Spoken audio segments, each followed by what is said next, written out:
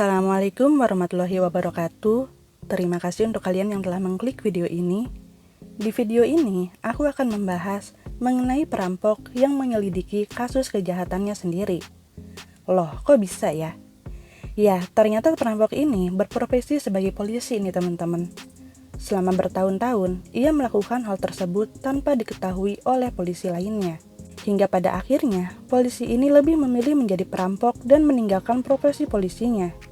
Namun, akankah kejahatannya tersebut terus bertahan? Dan mengapa ia melakukan hal tersebut? Simak video ini sampai selesai ya. Tapi, seperti biasa nih, sebelum kita lanjut ke pembahasannya, tolong bantu aku untuk klik tombol subscribe-nya dulu nih teman-teman, biar aku semakin semangat bikin videonya. Dan jangan lupa juga untuk klik tombol loncengnya, biar kalian gak ketinggalan kalau aku upload video terbaru lainnya. Aku tungguin ya. Oke, terima kasih teman-teman. Sekarang yuk kita lanjut ke pembahasannya. Andre Charles Tender. Andre Charles Tender adalah seorang pria kelahiran Transvaal, Afrika Selatan pada tanggal 22 November 1946. Semasa kecilnya, Andre dididik cukup keras oleh sang ayah yang bernama Meigen Prenkoos Jacobus Tender. Andre sudah diarahkan untuk berkarir di bidang kepolisian. Andre pun selalu menuruti keinginan ayahnya walaupun tidak sesuai dengan keinginannya. Saat dewasa, ia pun mendaftar di perguruan tinggi pelatihan polisi di Afrika Selatan dekat Pretoria. Prestasi Andre pun sangat cemerlang di perguruan tinggi tersebut. Ia mendapatkan predikat dengan nilai tertinggi saat kelulusannya. Banyak kontroversi yang mengatakan Andre bisa masuk ke sekolah dan mendapatkan nilai tertinggi karena ada campur tangan dari sang ayah. Setelah lulus pada tahun 1963, Andre langsung bergabung dengan kepolisian dan berada di Departemen Investigasi Kriminal. Karir di kepolisiannya pun berjalan mulus, walaupun Andre terlihat tidak serius dengan pekerjaannya. Ia berhasil menjadi seorang kapten. Hal ini pun sempat menimbulkan kecemburuan dari rekan kerjanya, dan lagi-lagi orang berpikir yang sama, bahwa karir Andre berjalan mulus karena ada campur tangan sang ayah. Namun tampaknya, dengan karir yang cemerlang tidak membuat Andre bahagia. Andre tidak benar-benar menyukai pekerjaannya menjadi polisi. Diketahui juga, Andre telah menikah dan memiliki anak, namun kemudian ia bercerai dengan istrinya dan tidak pernah mengurus anaknya. Pada tahun 1977, Andre tiba-tiba meminta anak buahnya untuk mengambil alih pekerjaannya. Sementara ia terbang ke Durban. Tidak disangka, ternyata di Durban Andre malah melakukan sebuah kejahatan. Dia merampok sebuah bank untuk pertama kalinya dengan melakukan penyamaran. Aksinya tersebut berhasil, dan Andre pun kembali pulang untuk menyelidiki kasus perampokan yang ia lakukan sendiri. Seperti mendapat kesenangan baru, Andre kembali berulah dengan melakukan perampokan-perampokan di bank lainnya. Andre tidak memiliki ketakutan karena ia berpikir yang akan menyelidiki kasus perampokannya adalah dirinya sendiri. Hingga awal tahun 1980, Andre diperkirakan telah merampok hampir 30 bank dengan total uang 100 ribu rand atau sekitar 85 juta rupiah. Pada tahun itu, tentu itu adalah uang yang besar. Kehidupan Andre pun mulai berubah. Ia akan bekerja sebagai polisi di waktu kerjanya. Kemudian ketika ia libur, ia akan melakukan perampokan. Setelahnya, ia menyelidiki sendiri kasus perampokan yang ia lakukan. Namun, sepandai-pandainya tupai melompat, pasti akan jatuh juga. Begitu juga dengan Andre. Akhirnya kejahatan Andre pun tercium. Ia pun akhirnya ditangkap oleh polisi. Di pengadilan, Andre sempat membela diri bahwa ia mulai tidak menyukai tugasnya sebagai polisi karena pada tragedi pemberontakan Soweto tahun 1976, banyak rekan polisinya yang melakukan penembakan secara brutal pada anak-anak sekolah kulit hitam. Total korban mencapai 176. Pemberontakan Soweto 1976 sendiri terjadi karena adanya aksi demonstrasi dari pihak sekolah dan siswa-siswinya karena adanya pelajaran bahasa asing di sekolahnya yang menyebabkan bahasa asli Afrika Selatan menjadi tergeser. Namun saat itu, pembelaan Andre ini dibantah oleh rekan sesama polisinya. Rekan Andre mengatakan, Andre tidak pernah ada dalam aksi pemberontakan tersebut. Rekan yang lain juga mengatakan, Andre sudah bosan menjadi polisi, karena ia tidak pernah bekerja dengan sungguh-sungguh saat menjalani kewajibannya sebagai polisi.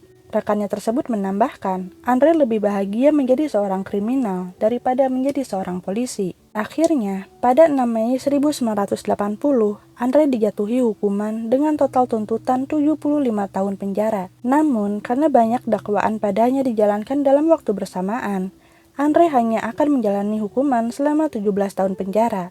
Saat di dalam penjara ini, Andre bertemu dengan Alan Hale dan Lee McCall. Mereka bertiga pun menjadi akrab di dalam penjara tersebut dan akhirnya merencanakan untuk kabur dari penjara tersebut.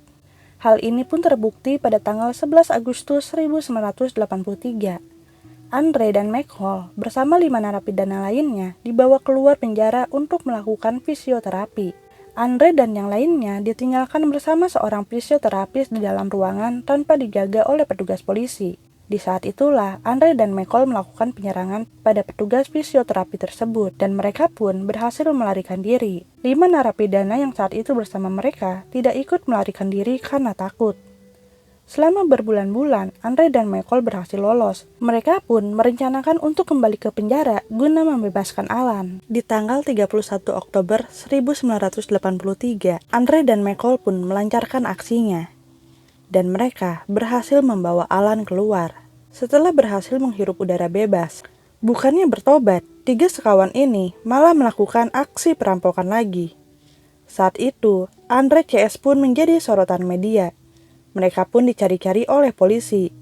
Banyak media yang menyebutkan Andre CS dengan sebutan Standard Gang karena aksi kejahatan mereka. Akhirnya, polisi pun mencium tempat persembunyian mereka. Andre CS ditemukan di Houghton Estate, Gauteng pada tanggal 30 Januari 1984. Polisi pun melakukan penyergapan. Namun, lagi-lagi Andre CS berusaha untuk melarikan diri. McCall yang saat itu sedang mencoba kabur, akhirnya ditembak oleh polisi dan meninggal di tempat. Sedangkan Alan berhasil melarikan diri dan mencoba kabur ke beberapa negara. Terakhir, ia tertangkap di Inggris dan dipenjara selama 9 tahun di Inggris atas kasus perampokan dan kepemilikan senjata api. Selesai menjalani hukuman di Inggris, Alan pun dikembalikan ke Afrika Selatan dan dipenjara selama 33 tahun. Alan pun pada akhirnya bebas bersyarat pada tanggal 18 Mei 2005 lalu. Sementara, Andre pergi ke Florida, Amerika Serikat. Di sana, Andre memalsukan identitasnya menjadi Peter Harris, seorang penulis asal Australia. Pada 10 Februari 1984, Andre sempat tertangkap di Amerika karena mengendarai mobil yang tidak terdaftar. Polisi pun sempat memeriksa SIM Andre dan polisi pun mengetahui kalau identitasnya tersebut adalah palsu. Namun Andre mencoba berkelit hingga akhirnya polisi mempercayai Andre.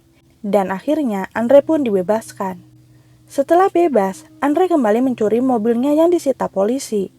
Kemudian mendatangi sebuah dealer mobil milik Tomasello. Di sana, Andre meminta mobilnya dicat dengan warna yang berbeda. Namun, saat melihat wajah Andre, Tomasello merasa tidak asing. Karena ia baru saja membaca koran yang memberitakan tentang Andre. Ternyata, pencarian Andre dilakukan secara besar-besaran, di mana polisi memerintahkan untuk melakukan penangkapan internasional. Saat itu, Tomasello bersikap normal dan berpura-pura akan membantu Andre. Setelah Andre pulang, Tomasello pun menghubungi pengacaranya untuk mendiskusikan hal tersebut. Atas saran dari pengacara Tomasello, ia diminta untuk segera menghubungi polisi terdekat. Akhirnya, Tomasello pun menghubungi polisi, dan polisi pun segera bertindak. Pada tanggal 13 Februari 1984, akhirnya apartemen Andre pun ditemukan, kemudian dikepung oleh polisi. Namun, bukannya menyerah, Andre malah mencoba untuk melarikan diri lagi menggunakan sepeda. Aksi kejar-kejaran pun terjadi, hingga akhirnya Andre pun berhasil terkepung. Namun pada saat itu, Andre masih belum menyerah, ia mencoba melawan polisi. Hingga pada akhirnya, Andre pun ditembak oleh polisi karena terus melakukan perlawanan. Andre pun harus meninggal dunia, karena banyak kehilangan darah sebelum ambulan datang. Nah, itu dia teman-teman, kisah dari Andre Charles Stander. Sangat disayangkan banget ya, dia lebih memilih menjadi penjahat. Mungkin dari kisah Andre ini, kita bisa mengambil pelajaran kalau orang tua jangan terlalu memaksakan kehendaknya pada anak-anak mereka. Biarkan anak-anak menentukan pilihan mereka sendiri. Selama itu baik bagi mereka, hingga anak tidak merasa tertekan dan terpaksa. Terima kasih untuk kalian yang telah menonton video ini sampai selesai. Jangan lupa untuk klik tombol like dan share-nya kalau kalian suka dengan video ini. Assalamualaikum warahmatullahi wabarakatuh.